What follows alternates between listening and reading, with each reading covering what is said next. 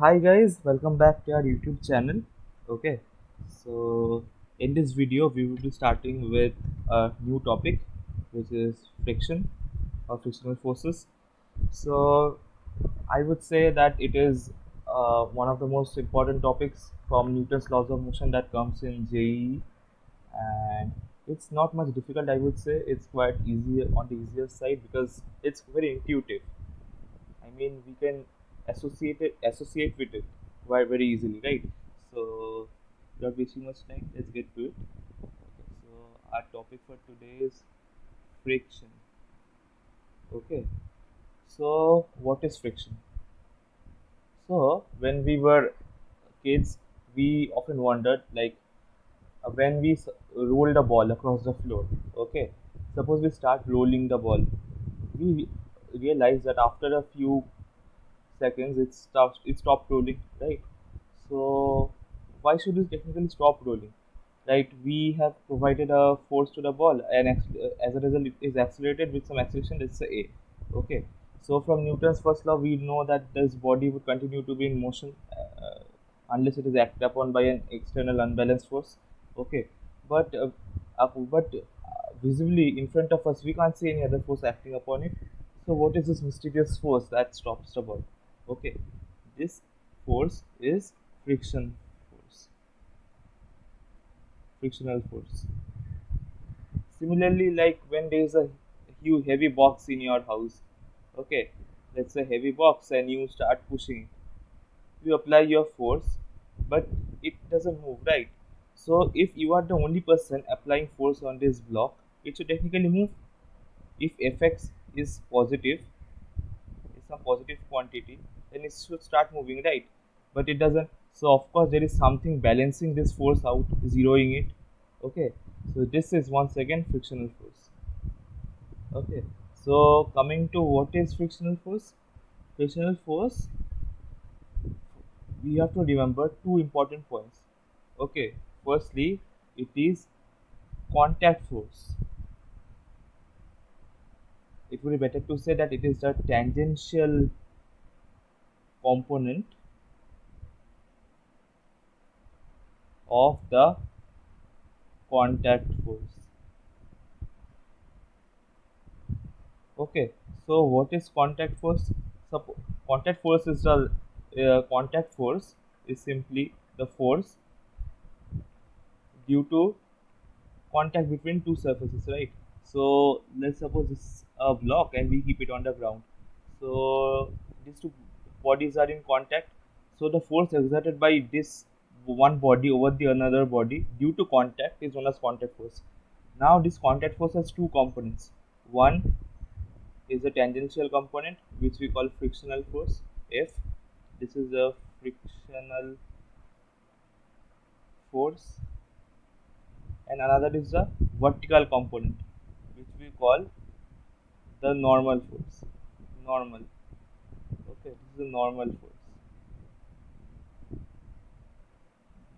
Both of these things, the normal and this frictional force, make up the contact force. Let's say it's C, right?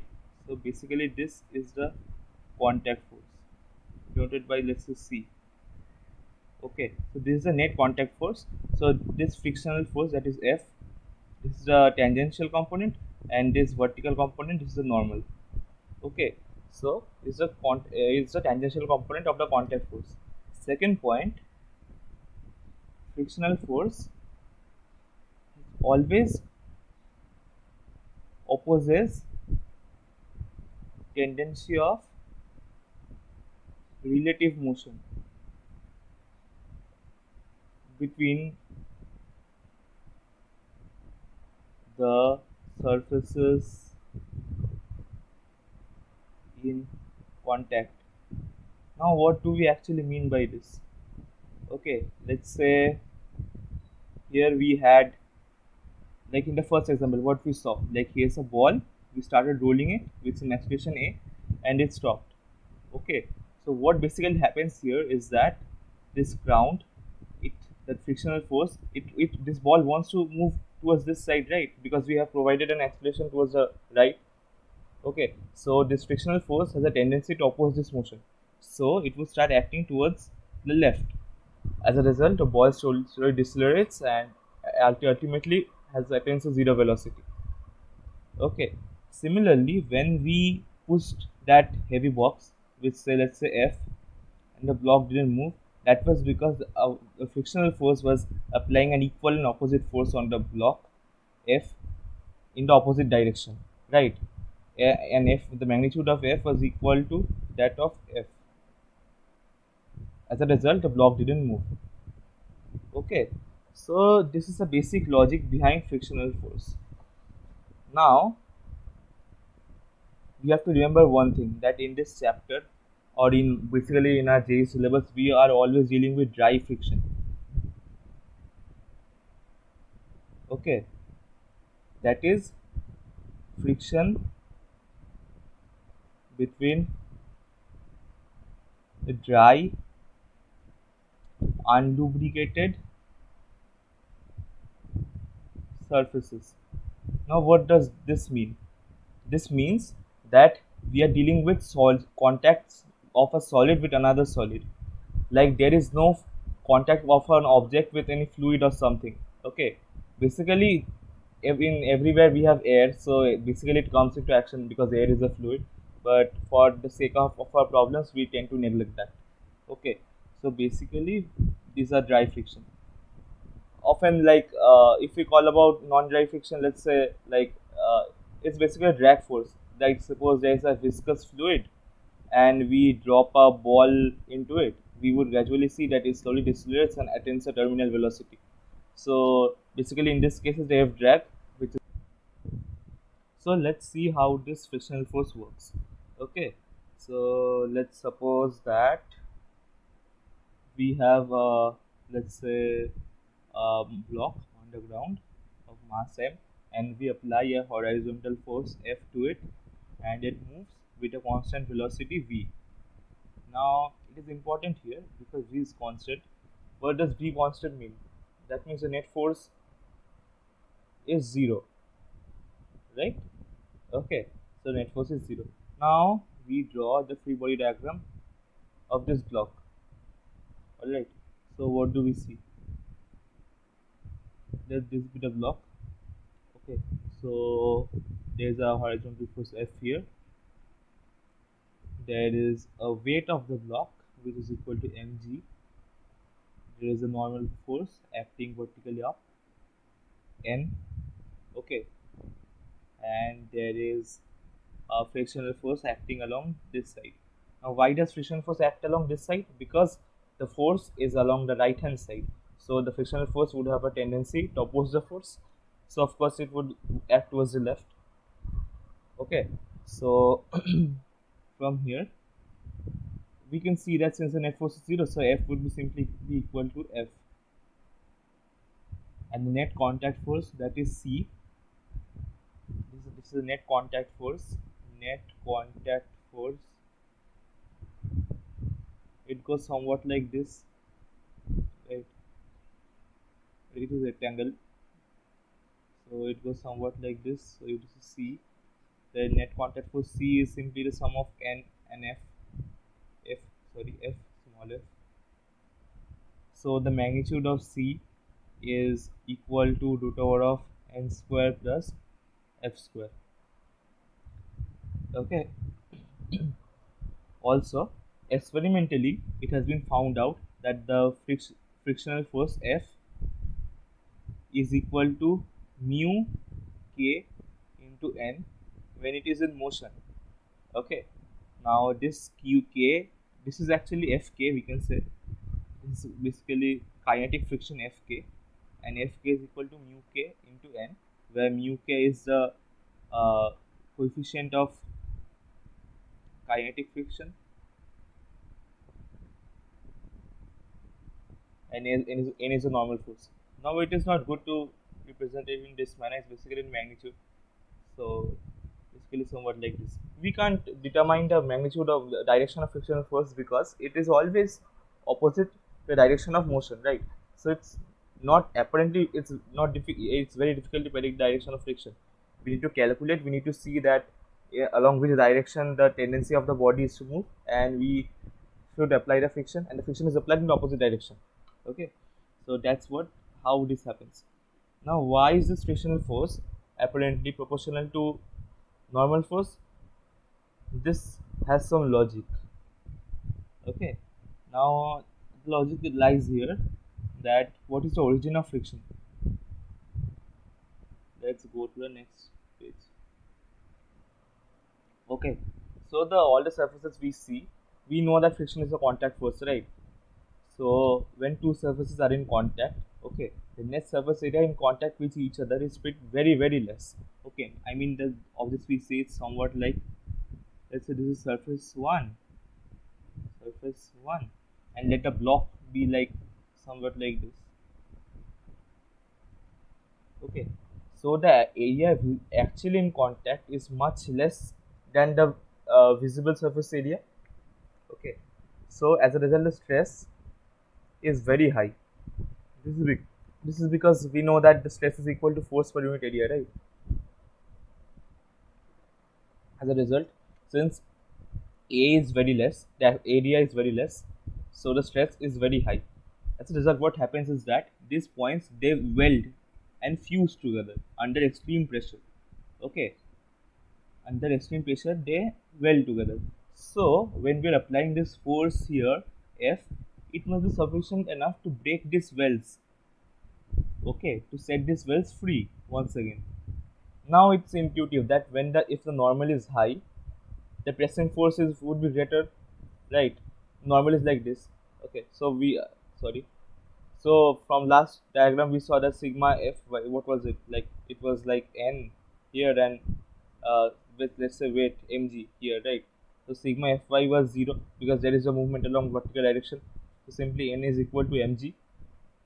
Okay, as a result, since n is equal to mg and mg is the pressing force, as the pressing force would increase, these surfaces would weld, and more the pressing force, the more difficult it would be. The more surface area would be in contact, and more welds would be formed. As a result, the overcoming force that we have to overcome would be higher. As a result, the frictional force would be higher. So we can see that frictional force is proportional to normal, right? Yeah, so friction force is proportional to normal. Okay, now frictional force, we have to keep one point in our heads, that is frictional force is self-adjusting force. Okay, it's not always equal to mu n. So here we come into divide friction. What are the different kinds of frictional forces? First is static friction. Let's say if we have friction here, friction is two types: static friction and another is kinetic friction. What is static friction? Static friction, this works when there is a tendency of motion, relative motion rather, tendency of relative motion between the surfaces, but no actual relative motion takes place. Now, what does this mean? The example we spoke about, the box, the heavy box. We applied F, a force F, but still the block didn't move. The ground applied a friction force F onto it. Normal is here. Okay, so the force you applied was balanced by friction. Okay, so let's say Fs is let's say friction F static. So this is the static friction. Why is this static friction? Because we see that there is a tendency of relative motion. Like you are pushing it, you are pushing the box, but it's not moving. Since it's not actually moving, there is no actual relative motion between the ground and the block. Okay, there is a tendency of relative motion, and hence it is balanced out by Fs. Now there is a limit to which this Fs can balance out the force applied. Okay, and this maximum limit is called Fs max, which is equal to mu s into n. Now remember, this and mu are different things. This is coefficient of static friction. And in general, mu s is greater than equal to mu k. Okay, so this is f has max. I mean, it's a limiting value. Once uh, until fs until our force applied force F reaches this maximum value fs max, the fs would equal F. Now once F force has reached this fx max, that is the maximum value of static friction, the friction can no longer zero our force out or balance out the applied force, so the block starts moving.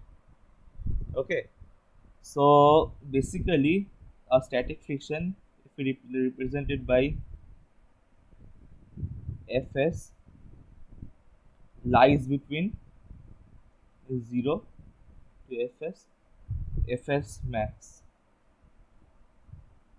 which is equal to mu s into normal. Okay, so coming on to the next topic, which is kinetic friction. Kinetic friction. What is kinetic friction?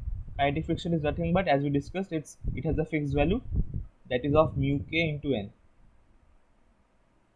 Here it's the coefficient of kinetic friction. Coefficient of kinetic friction. Now if we take the same model we spoke about, like this was our m and here we applied f. Okay, and here we apply here and we applied f. Okay, let the coefficient of static friction between the surface and this block be mu s, and the kinetic friction be mu k. Okay, mu k, and let the frictional force be f. Now here we are dealing with, we are going to compare this frictional force and applied force f. Okay, so along fx, what do we have? F, capital F and F, right? So let's draw a graph. Here is frictional force F and here is our applied force F, capital F. Okay, so at the first instant, let the force F is equal to 0. Okay, let F is equal to 0. Now is F equal to 0, what would be the value of F? Now if F is equal to 0, okay, there is no motion yet, there is no friction, so there is, F would be simply 0 because there is no tendential relative motion yet in the body. Okay, so even frictional force would be 0, so it is here. Okay, now let's say F assumes a positive value. F assumes a value which is less than mu s n. Okay, F assumes a value less than mu s n. Okay, so what happens under this condition, like we see that since it is less than static friction, okay, the maximum value of static friction, now the static friction can balance the applied force F out, so along there is no motion, net force along fx, what would that be? That would be F minus F equal to 0, that would mean F equal to F. Okay, this happens because the applied force is less than static friction, maximum value of static friction. As a result, the frictional force applied by the ground is sufficient enough to balance the applied force out. Okay, hence the graph between F and F would be a straight line until F reaches, F is equal to mu s n. Now once F reaches mu s n, okay, after that, let's say F is greater than mu s n. This is a less than equal to only. Let's say F greater than mu s n. Okay, so now since F has crossed this maximum value of static friction, the body sets into motion. Okay, since the body sets into motion, it starts moving, and so the value of friction F now becomes F kinetic, which is kinetic friction, that is equal to mu k into n, and it assumes this constant value throughout its journey. So, it is somewhat like this. Okay, so now this area, this position, actually this area, this represents impending motion, that is, it is on the verge of motion. Okay, when F is equal to the massive value of static friction. After that, when it starts moving, the kinetic friction, then the kinetic friction comes into action. And since the mu k is less than mu s, mu k is less than mu s, so this is slightly less than this peak value over here. This is actually mu s n, comma mu s n. Okay, so in under general conditions, it's not like that steep a graph. It's like somewhat like it reaches this here, and after that it drops here, and then almost assumes a constant value like this, the kinetic friction. Okay, so it assumes a zigzag value because of that, the reason we spoke about. Because once when the body starts moving, right, so we spoke that there are like dense over this. Let me draw it better. 1 minute. The two surfaces, they were somewhat like this, and when they start motion, this cold wells break free. Okay, and now they are different surfaces.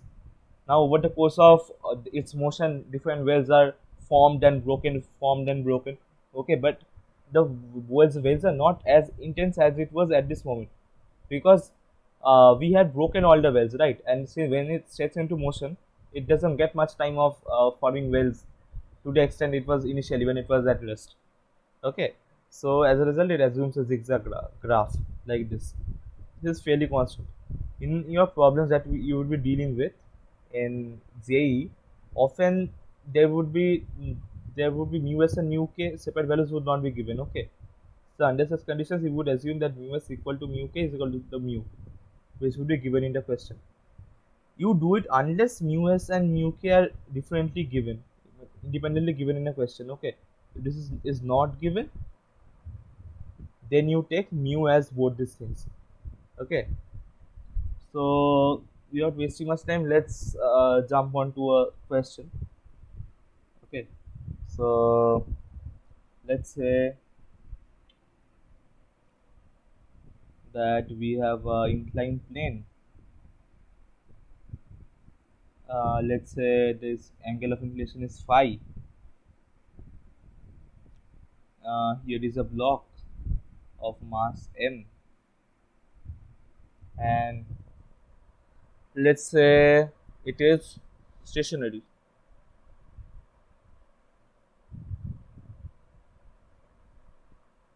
Okay, so what is the maximum value of tan theta? Okay, such that it remains stationary, of or theta, I guess. What is the maximum value of phi, that it remains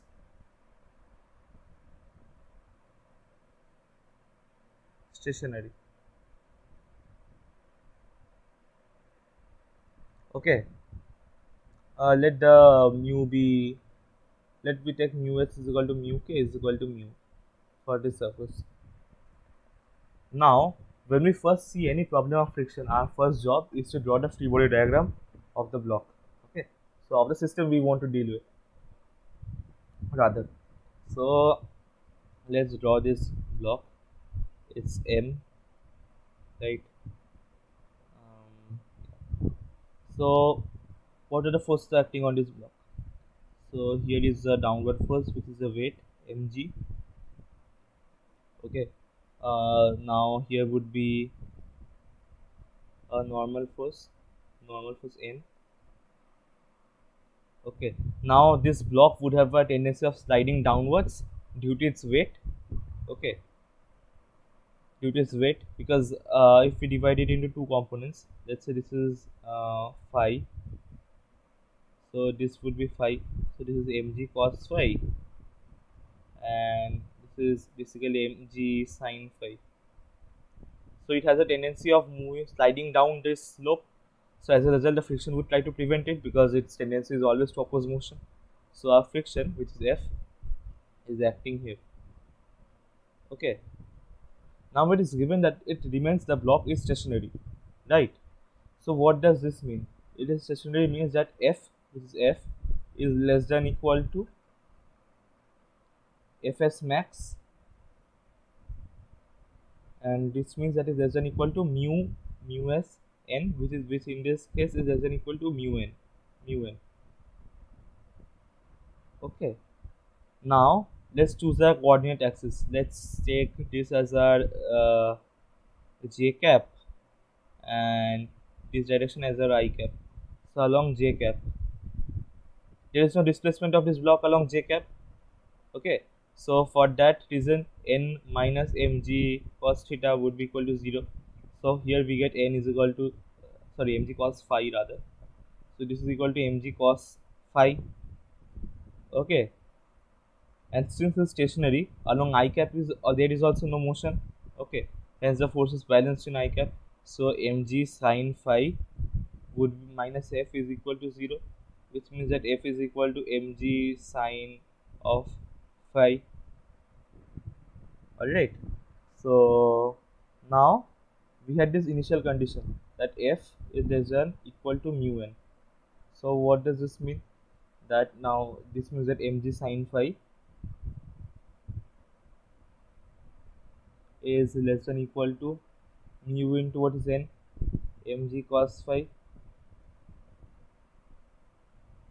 Okay, now cancelling these two out, tan phi less than equal to mu. So phi less than equal to tan inverse mu. So what was our question? Maximum value of phi. Maximum of phi that this block remains stationary is phi of tan inverse mu.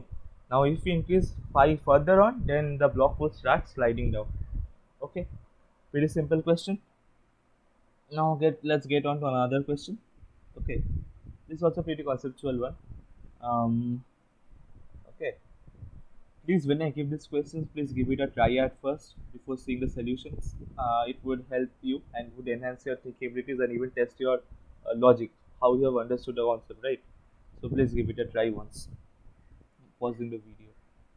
So coming on to the next question, let's say this is M, this is the ground, and here we have a block of mass, let's say M.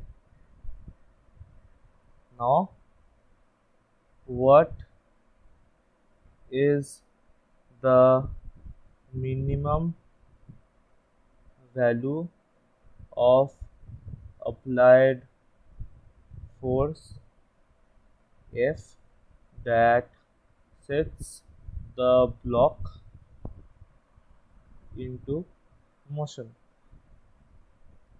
So here we have coefficient of friction mu. So basically we have to apply an F on this M. We apply F on this block M. Okay. So what is the magnitude, minimum magnitude of F that we can apply to make this block start moving from rest? It's initially at rest. So what is the minimum value of force we can apply on this block so that it starts moving? Okay, so if that sets the block into motion is that we have to take the limiting, let's give you a hint. So we have to take the limiting friction case, that is it's when it's about to move, right? So when the force is equal to the static friction, which is equal to the limiting friction, which is equal to mu s n. Okay, so once again, let me apply what we do is we apply the force F at say an angle, let's say theta with the horizontal. Okay, let's do this with the horizontal. Let's say we apply it like this. We need to minimize this theta, right? Our goal is to minimize not theta, minimize F. Okay, so now let's draw the free body diagram of this block. So we have M here. Here we have its weight mg. Here we have the normal n, and here we have kinetic friction F. Not kinetic friction, let's say F. Okay, and since it's on the verge of moving, so we say that it is static friction Fs max. Okay, now we have F here. So now dividing the f into components, we would see that this component is if you divide it into break it into components, the horizontal component, this is simply f cos theta, and this vertical component, it is equal to f sin theta. Okay, so the ultimate Fibonacci diagram becomes uh, here is one n, here is f sin theta, here is f cos theta, here is mg, and here is your fs max, which is equal to mu, okay, mu into n, mu n, right? Now we know that sigma fi would be equal to 0 because there is the motion along the y-axis. Okay, so this implies n plus f sin theta is simply equal to mg. This is our first equation. Also, we have sigma of fx is just about to move. It has not started moving, so it's just on the verge of moving.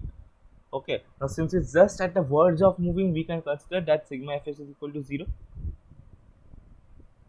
which implies that f cos theta is equal to mu n. Now from 1, what do we have? We from here 1 we have n is equal to mg minus f sin theta. Putting it here, we get f cos theta equal to mu into mg minus f sin theta. So from here we get f cos theta plus mu f sin theta is equal to mu mg, which gives us that f is equal to mu mg by mu sin theta plus cos theta. Now we know that mu sin theta plus cos theta is less than equal to root over of mu square plus 1, right? Okay, so in the case you don't know, let's prove it. So we in this question we are given that f is minimum. So now if f is minimum and mu the above thing mu m is constant, so if f has to be minimum, then this has to be maximum. Okay, since f is inversely proportional to 1 by is it directly proportional to 1 by mu sin theta plus cos theta. So if this has to be minimum, then this has to be maximum. So we have to find out the maximum value of mu sin theta plus cos theta. Okay, so let's assume a function to be z of theta, which is equal to mu sin theta plus cos theta. Now if it has to be minimum, then maximum, then dz d theta must be equal to 0, which implies that mu of cos theta minus sin theta is equal to 0, which implies that sin theta is equal to mu cos theta, which implies uh, tan theta is equal to mu, implying theta is equal to tan inverse mu. Now you can double differentiate it and check it that this would be d2 z by d2 theta would be negative, which imply that this would be minimum value.